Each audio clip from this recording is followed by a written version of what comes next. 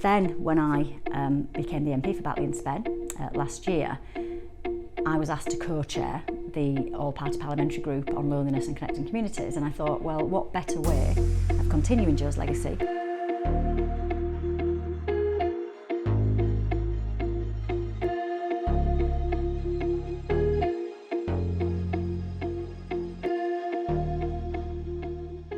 Welcome to Political Sandbox by Chamber for today's episode with co-chair of the all-party parliamentary group on loneliness and connected communities, Kim Leadbeater. Nice to meet you. Hello, good to see you. So my name is Amy Perrin. I'm the founder and chief exec of Marmalade Trust. We are a loneliness charity. We're based in the southwest, but we have a national reach doing lots of direct project delivery, but we also host and run Loneliness Awareness Week. Could you want to explain a little bit about how you fit into the loneliness interest and policy? So I am now the MP for Batley and Spen. But sadly, the reason I ended up with this job is because my sister Jo Cox was the MP for Batley and Spen, and many people will know that Jo was murdered in June 2016. And since Jo was killed, I've tried to champion a lot of the issues that she cared about. And one of the big issues that Jo felt passionately about was loneliness. And during her short time in Parliament, she'd started working on this issue on a cross-party basis. And after Jo was killed, one of the focuses of her foundation was to pick up where Jo had left off and champion the issue of loneliness even more. And through her foundation, we did a really important piece of work around getting the world's first ever Minister for Loneliness. And we did a lot of work around bringing people together and looking at how we can build strong communities. Then when I became the MP for Batley and Spen last year, I was asked to co-chair the all-party parliamentary group on loneliness and connecting communities, and I thought, well, what better way of continuing Jo's legacy and building on the work that lots of people have done since she was killed than being co-chair of this fantastic group. So that's why I'm here today. Excellent. And Jo's legacy, I mean, so important. Like the last sort of 10 years of all the work that she'd put in, I'd certainly, incredible. The APPG, previously called the APPG on loneliness, was recently launched as the APPG for tackling loneliness and connected communities. What led to this renaming and the fresh agenda, and what do you hope that this will achieve? I think the renaming of the APPG is about broadening the scope of the work. So loneliness will always be at the heart of it, but I think it's also looking at the wider piece of work around human connection. And that's individual connections, but also having really well connected communities where people live, work and play together, and everybody has a sense of identity and a sense of belonging and a sense of togetherness. And certainly through the work that we've done at the foundation, that was the narrative that we tried to create around loneliness. And it's kind of not being afraid to talk about loneliness and address it and say that at some point in our lives we're probably all going to feel lonely, and there's no shame in that, but also then trying to engage people around just the importance of human connection and what that means. And sometimes that necessarily might not be about being lonely, but it might just be about having strong, sufficient connections in your life with other human beings. And I think that's what we're trying to broaden it out to look at. And also bonds across communities, so within communities but also across communities. We've done some research on this around the bonding and bridging of individuals, so bonding to people within your communities but then bridging across communities. And certainly through the foundation we did a lot of work with the Great Get Together campaign that we do on what would have been Jo's birthday weekend, trying to get people to meet people from different backgrounds. So it's partly about loneliness, but it's also about meeting people who have got very different life experiences to you and having those really powerful, important conversations as well. So I think by broadening out the scope of the APPG, we can kind of build on that work which the Commission on Loneliness and the original APPG started. Absolutely, I totally agree with you, and it's great to see that has been added to that, because it's so important. I mean, it always has been and always important, I think.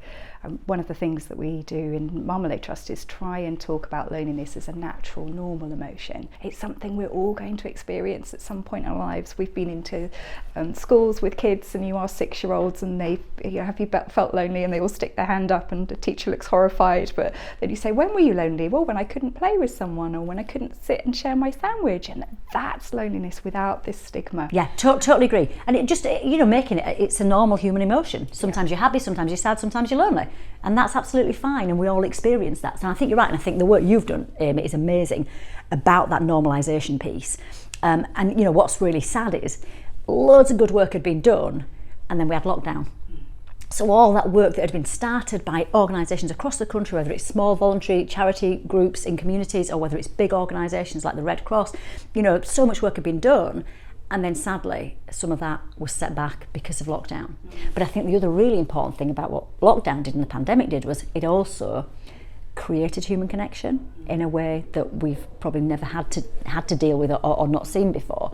And I think for me, as we move forward now, it's how you keep some of those strong things, because you couldn't see people in person, so you had to write letters, you had to make phone calls, you had to find other ways of staying connected. And I think that's a really good thing that's come out of it.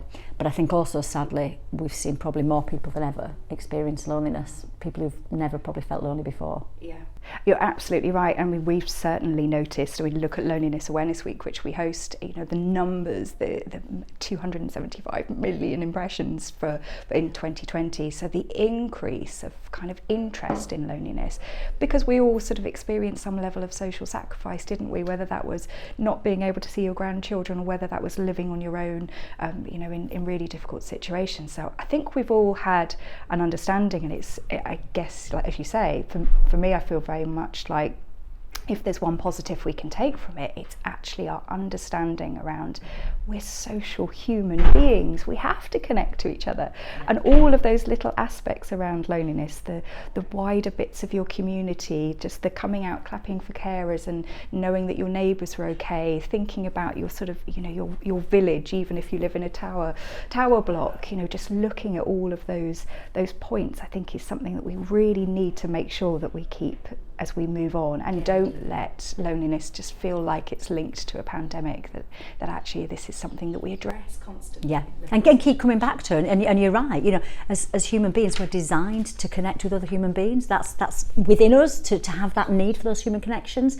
And you know, sadly during the pandemic we've had so many people experiencing loss, and bereavement and grief is a huge part of that, but also we all lost our freedoms, you know, so there's a sense of loss I think that everybody felt during those, particularly the dark months of the early lockdowns, and I think it's, if we've learned anything, it's how much we should value those connections and make sure that we don't lose them going forward. And it does worry me a bit that, you know, some of the things that we sort of slipped back to normal, so we forget to check on our neighbours, or we don't reach out to the elderly person who lives on their own up the street, or like you say, we don't make sure that every child in our class is still doing okay and not feeling like they're on their own, because we did that so well, and we've got to keep that there. And how do we do that? How do we make sure that we can keep ourselves connected? I mean, at the moment it feels like it's a really challenging time. There's still so much uncertainty. I think everybody feels quite saturated and exhausted, and everybody's had a hugely challenging time for lots of different reasons. But how do we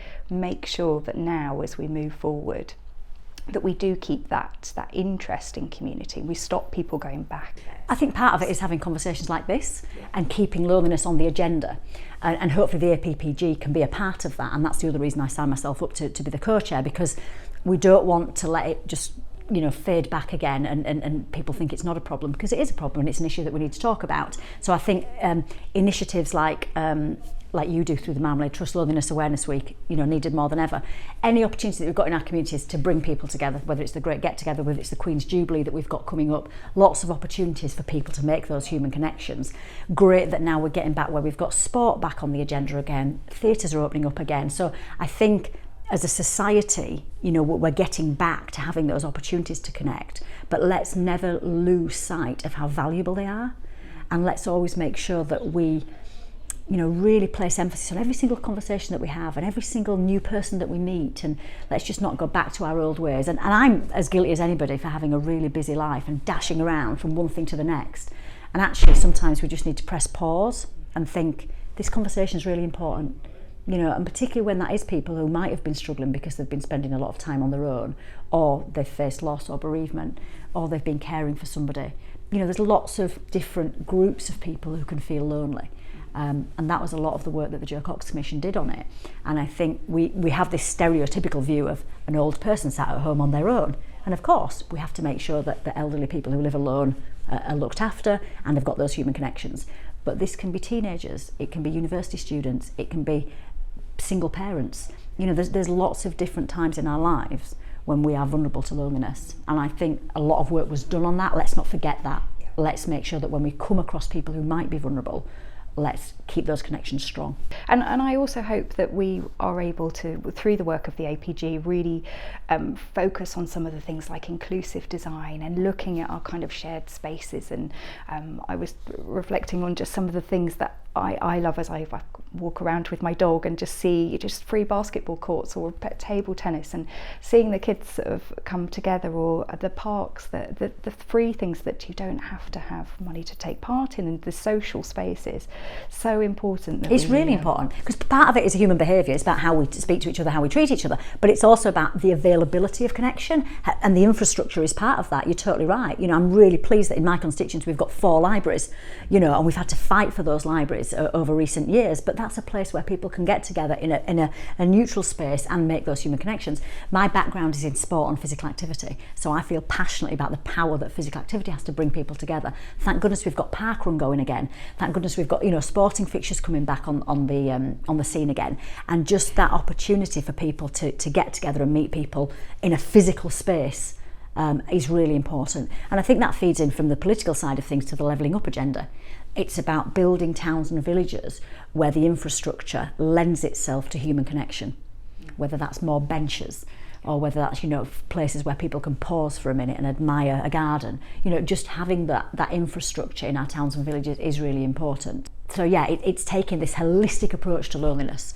It's not just about having a conversation, as important as that is. It's about building connection into our communities. Absolutely. And I really hope, I think most of us, wherever you live across the UK, have noticed that our high streets, for instance, have changed. And I think now there is a real opportunity to you know, not think negatively, because you're like me, we're quite positive people. We think, right, we've got an opportunity here. How can we rebuild? How can we restructure and think, how can we get all communities together to start thinking about the intergenerational spaces, the inclusivity of it, whether it's deprived backgrounds or whatever is needed in that space, get lots of people really engaged in that process, so that we can make sure that our cities, our villages and everywhere in between feel like really kind, caring places, social places. Yeah, totally agree. And I think, you know, from my perspective, in the area where I live, we've got 4 sort of towns and then lots of little villages, and I'm really looking at how we can maybe get markets going again, because a market is a place where people just chat and have conversations, and sadly we've seen a decline of those. Now, part of that is probably reinventing what the market looks like. It's probably not going to be the traditional market from 50 years ago, but can we do a foods from around the world market? Can we do a thrift market? Can we do, you know, an arts and crafts market? So you've got a communal space again with lots of fun activities going on where people can just have those connections. I think, again, thinking about, you know, how desperate we all were to go back and eat out again when we were able to, and having communal spaces maybe with shared tables where if someone's on their own they can go and chat. And, you know, we've seen some great schemes in the last few years around that, you know, where we've seen the happy to chat tables, and if you want to go and have a conversation you connect. We've seen the initiative, the friendly bench, where, you know, if you're feeling a bit lonely you might want to go sit on this bench and someone might come along and have a chat with you. So there's loads of creative things that have happened in our communities, and I think you're right. I think we need to turbocharge that now and get more of that stuff going on. Absolutely. So there's quite a bit of talk around sort of loneliness proofing our communities. I struggle a little bit with that term, because it sort of goes against thinking of loneliness as a sort of natural, normal emotion. I mean, obviously, sort of chronic loneliness that has a real negative impact on your health and your well-being, that needs terminology around sort of tackling. But actually, I think, where do you stand with the sort of loneliness proofing? Yeah, I think, do we want to eliminate loneliness forever, which is kind of how that sounds. You know, maybe we do, but actually, no, maybe we need to embrace it as part of a human emotion. Like you said, there are going to be times in our lives when we experience sadness, and there are going to be times when we experience loneliness. So I'm not sure this eradication is quite the right approach, but I think the loneliness proofing thing is about building in those opportunities to minimise, like you say, chronic loneliness particularly. And I think giving people those chances for connection, so that when loneliness sets in, there's opportunities for them to deal with that. There's opportunities to provide those connections. And I think that's hopefully what this loneliness proofing thing is about, rather than trying to, you know, just stamp it out altogether. because I do think there's something important about, you know, any negative emotions, about embracing it when it comes across. But I think it's important to do both. So it's experiencing loneliness, understanding it, embracing it, but then also thinking, hang on a minute, we don't want this to become a huge problem and a chronic problem, so let's make sure we've got lots of things in place to get that connection. Absolutely. I quite liken sort of loneliness as an emotion to sort of biological sort of reaction, like hunger is. You want to eradicate starvation, but actually not hunger, because it wants you that you need to eat, which is important for survival. And actually that's what loneliness is. Really it's a warning. And actually the science, with all the clever people that look back at us back in at the beginning of time, when we were evolving in our hippocampus, and the things that were going on that meant that survival was required just to be with other people. And regardless of your race, your sexuality, your gender, we are all human beings. And so what we need to do is we need to be able to look at each other in the eye. We need to be able to smile at each other when we walk past on the street. We need to be able to have those connections. And for everybody that's different as well, and I think that's something that needs some education. I think one of the interesting things I've noticed through the pandemic is that almost the difference between introverts and extroverts. There's been people that have really liked sort of retracting, and actually you've had lots of conversations with single parents or families who said, my life has been so busy and now I've just had a chance to stop and reflect, and actually maybe I don't need to be doing all of these things. I think that's a really important point. I think it's a really important point. There's a lot of horrible stuff that we want to leave behind from the pandemic, but there's actually some really powerful things as well. And I think you're right. I think just sometimes slowing down our pace of life and thinking about what's really important, and I know lots of people and friends who've done that, and whether that's a change of career, whether it's living somewhere differently, whether it's looking at the quality and quantity of relationships in your life and thinking, am I spending too much time on the things that actually don't matter that much?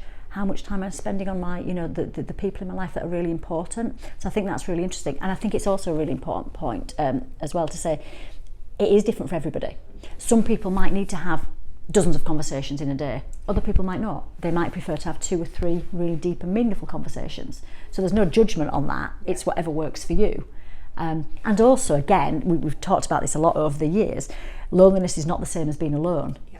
And being alone can be a really powerful thing. And as much as I'm a really social person, I love being around people, sometimes I just want to close the door and just have that little time to just reflect. And I think that was a powerful thing about lockdown as well, was that reflection time. Yeah. And again, we don't want to get to a point where we're overanalyzing things and we're doing too much reflection, because that can also be dangerous, but I just processing and reflecting. And sadly in this job I don't get much chance to do that. I get to the end of the day, I think, oh my gosh, what has happened today? So much has gone on. But that alone time is really precious and important to me, to try and do those things. So again, that distinction between being lonely and being alone, we need to keep that there. Absolutely. I think there's also quite a bit of negative connotation, obviously there is, around loneliness, but there also is about isolation as well. I think even sort of children are put into isolation, do go on the naughty step, or we have this sort of like it's a bad thing. But you're absolutely right. It's really important for us to know have that reflection time, know what we want, know what we need. I'm the same, like the social time, but I need to withdraw and just sort of collect myself as well. And that all links into knowing when you're likely to feel loneliness, and also preparing for that. One of the times I felt loneliness the most was when I moved to a new city when I was in my 30s, and if I'd have thought now and educated myself maybe a little bit more, I now know. Could have thought, right, okay, so I'm with all my friends at the moment, I'm going to be moving in a few months, right, I need to make sure I join the gym, I do the things that I love, I'm going to sign myself up now, because as we know, chronic loneliness starts to make you withdraw. So that early education around that is hugely important. I think you're totally right, and I think that is a really important one. There's an organisation I'm sure you've come across called the Cares Family, and they specifically do intergenerational work with younger people who move to a new place, don't know anybody, and they pair them up with older people who've lived there all their lives, so they might be lonely in a different way, and they share really powerful connections and really powerful stories. And I think those initiatives are so important. But I think your point is really good, anticipating loneliness, anticipating when you think, hang on a minute, something's changed in my life, and that could be moving, it could be divorce, it could be a change of job, all those big pivotal moments in our lives. Just thinking, what's this going to do to my level of connection? And maybe I need to sort of put something in place to make sure it doesn't have a negative impact. And of course, one of the things from the APPG's work has been around social prescribing and looking at more of the social prescribers. Do you want to talk a little bit more about that? Interestingly, up in Yorkshire, during lockdown, we were one of the community champions, and we were involved in getting information and resources out to people who were struggling because they were isolated on their own. And we also did a role as a community sort of connection organisation, working with GP surgeries. And GP surgeries would flag, this person might have some physical health problems, but actually what they're also lacking is human connection. So can we maybe send them off to maybe a Pilates class or maybe a walking group? I always default to physical activity. Sewing is also available. And lots of other things that you can do. And I think just having an awareness within the health service of the condition of loneliness is really important as well, and we know the association between physical health and mental health, and loneliness being a part of that, and the negative impact being lonely can have on both those things. So I think the social prescribing role is really important, and that's something again I'm keen to push through the APPG to make sure that continues and is developed. And I think an important part of that is making sure that the voluntary sector is funded to be able to do that. I think what Massively. we've seen through the pandemic is a lot of organisations have stepped up. I know Marmalade Trust, we've run social prescribing and do things, and there's a shortage of things that are available. So the increase in demand, the increase in we want to have more and more impact. So And what happened during the first lockdown? The voluntary sector just stepped up and did amazing, as the voluntary sector does, and I feel really passionate about this. The amazing groups up and down the country in communities, large and small, who when there is a need there, they just mobilise. And we saw that so well during the first lockdown. And I found it a bit frustrating because I was with the Jo Cox Foundation and we just wanted to get stuff done. Sadly, the public sector is a little bit more, let's fill a form in, let's have a meeting. And we were like, no, people need to eat, and they need to make sure that people know that they're not forgotten about.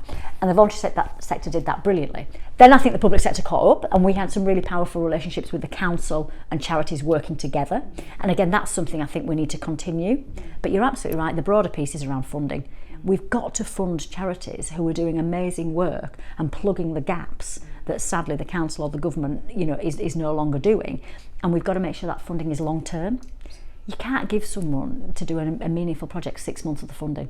It needs to be over a period of years, and I've had lots of conversations with this with various funders about it, and everyone seems to agree, but then we've got to make sure that changes. So I think that's another learning from lockdown and from the pandemic that hopefully we're not going to forget about. Yeah, totally agree. I think I'm a healthcare professional by background, so 15 years working in the NHS, and obviously saw loneliness pretty much on a daily basis as well. So, and knowing how stretched the NHS is going to be, actually, how all of those things around you, the connected communities, but also just investing a little bit to enable people to just have more accessible volunteering opportunities to feel like they can. And the political side of that, and this was one of the statistics that really scared me when we did the Jo Cox Commission, was the number of GP appointments that are taken up by people who are lonely. Now that's a massive strain on the NHS. If we want to get into the facts and figures of it, we should be building in connection into our societies so that those people don't feel they need to go to the doctor just to have a conversation. And that is an investment for the government, isn't it? We're saving money in that respect. So I think that's where the APPG can come in, looking at the policy side of loneliness as well, and the policy side of human connection. And it's only by taking that holistic approach through the public sector, the voluntary sector, and also the private sector. Let's not forget about the role of businesses and companies and organisations in providing connection opportunities. And workforces being looked after by their management and by their boards around, how is my workforce doing? Because again, we don't want people off sick.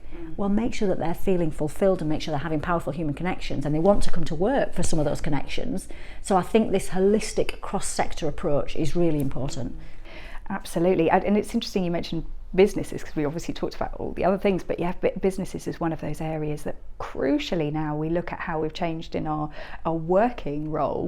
So many of us are working from home, and I was on a Zoom call the other day and they were saying that he manages 60 staff and one of them shares a house in London with like 6 other people and can only work from their bedroom, and somebody else is in their office in a very large house out in the countryside. Mansion. Yeah. So very, very different for everybody. everybody. You're totally right, and that's been another big thing with the last couple of years, hasn't it? That the whole working from home thing, and some people, like you say, are loving it. And I loved it for the first few days. Loved it. I'll just put a wash on. I'll just go out for a jog. Then I'll come back and do some work, and then I'll do it. And it's like after 3 days, I was like, I need to see another person, not on a screen.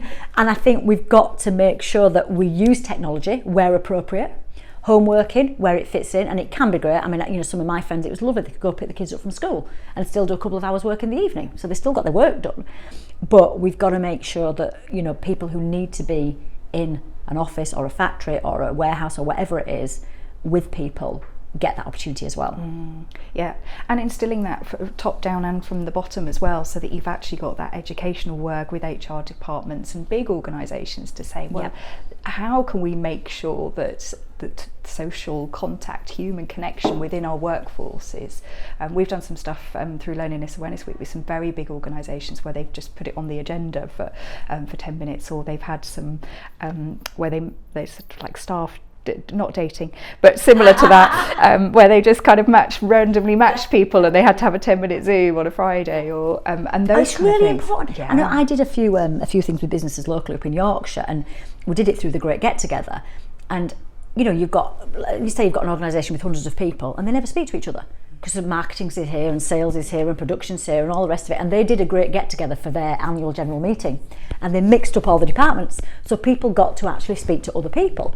So part of that is about addressing loneliness for anybody that might be feeling lonely, but also it's about just meeting new people who happen to work for the same company that you do, but you've never had a conversation with them. Yep. So there's so much power in, like you say, the workplace being used to facilitate connection as well as in our communities. Yeah, and I feel quite passionately that this is a responsibility for ourselves as well. I think because this isn't something that we need other people necessarily to help fix. There are, it's that holistic approach of having the government's consideration in housing and transport and inclusivity and digital inclusion and all of those aspects, but it's actually about us learning and understanding that we're responsible for ourselves, and if we can do it from ourselves, that it doesn't land on the NHS to sort of solve the problem, and we can learn. Yeah, no, I think you're totally right. I think it's probably one of the few things in society where everybody can play a part. Wherever you are, whether it's, like you say, public sector, private sector, voluntary sector,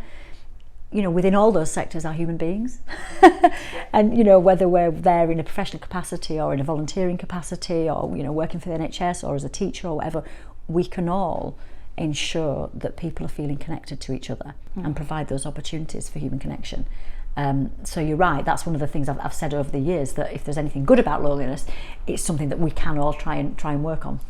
Absolutely. Yeah, I used to say that in the NHS, that there's so much disease and illness that isn't treatable, and loneliness is fixable. It's got a solution to it. So yeah. And finally, so some have argued that becoming a contactless society, that we are becoming a contactless society. How do we reverse that trend, do you think? Yeah, what worries me is automation, which I think is part of this. So when I go to the bank, I want to speak to a person. I don't want to speak to a machine. When I go to a supermarket, I want to speak to a person. I don't want to just beep, beep, So I think is this kind of where we're going. That really worries me. For older people, but for anybody actually. We're not having those contacts because we're using technology, which is great in lots of ways, but it's not a substitute for that human contact piece. So that does worry me a little, well, quite a lot actually. So we need to make sure that, again, from a professional perspective, businesses are making sure we don't go too much down using technology, so that the human contact is gone.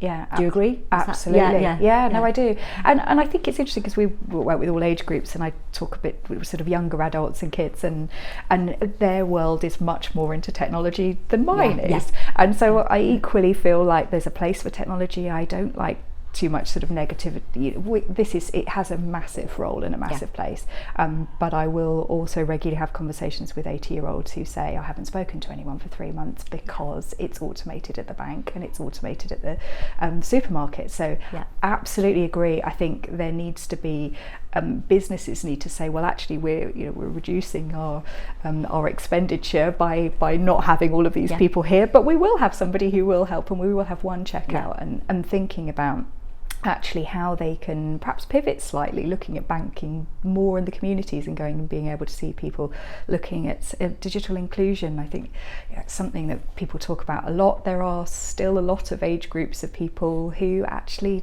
it's not something that would be of interest to them. So how can we make sure that people are linked? And that's one of the things that we find with challenging with our social prescribing projects, is that actually it's all internet based. Even the little local group is, it's not a poster anymore, it's and you've got to do both. My mum always goes mad with me because I say, oh, it's on Zoom or it's on the internet. She goes, can you just not do a leaflet? I'm like, oh, no one does leaflets anymore, Mum, but they do. A leaflet through your door can be a really powerful way of reaching people who you can't reach any other way. So I think you're totally right. And again, I'm not anti-technology at all. I think it's got a really important role to play. And again, without technology, the lockdown would have been much harder for so many people. So it did provide a type of connection, but it's not a substitute for human connection. And just, touching someone's arm, just, seeing their eyes, and the whole mask thing. I mean, we've not even talked about masks. Just not being able to see someone's smiling face or to see how they're actually feeling. There's no substitute for that, no matter how fancy the technology is, as far as I'm concerned. It's incredible just talking about sort of mask wearing, how much of an impact, isn't it? I mean, there is scientific sort of research that shows that smiling at someone and touch reduces oxytocin, which is, reduces the cortisol. But actually, just the difference of just those little nods and looks and smiles that you have with people, the lack of connection. Oh, it's awful, and especially in schools. Kids wearing masks and not being able to just see and interact with their teachers, not being able to interact with their classmates and their friends. And we needed to do it. We did need to do it, but we've got to get back to that, like you say, those facial expressions, the body language, all those things that make a massive difference on a daily basis. Yeah.